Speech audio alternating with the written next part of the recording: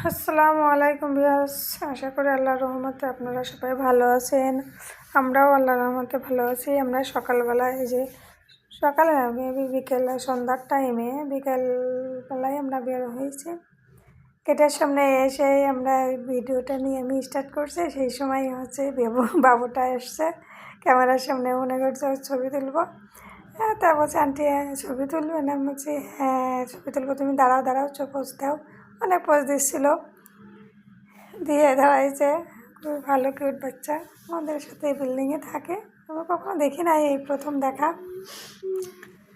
আর ইনি হচ্ছেন আমাদের এই যে বাসার সিকিউরিটি গার্ড। উনি আমাদেরকে ওই বাসায় দেখাশোনা করে, খুবই ভালো। ওনাকে আমি খালু বলি। উনি আমার মেয়ের মতন দেখে, খুবই উনি আমাকে ভালোবাসে, আমার বাচ্চাদেরকে ভালোবাসে, আমার জন্য অনেক কিছু করে। আপনারা দেখবেন, ওনাকে আমি দেখাবো সবসময়। আমার এই ভিডিওতে দেখে থাকবে। ওনার কথাবার্তা অনেক কিউট কিউট।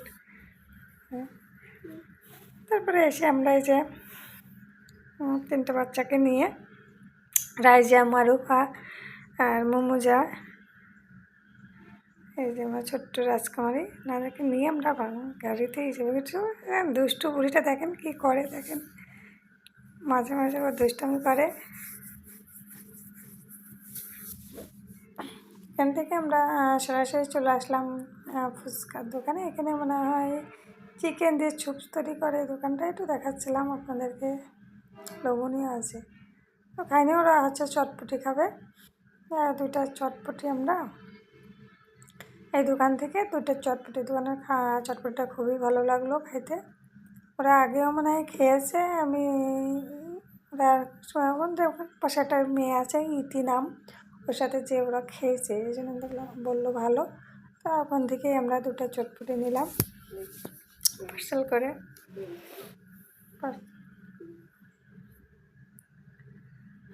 এখানে যে একজন মুরব্বী একজন ম্যাম আছে, দেখালাম আপনাদেরকে, একটু শেয়ার করলাম।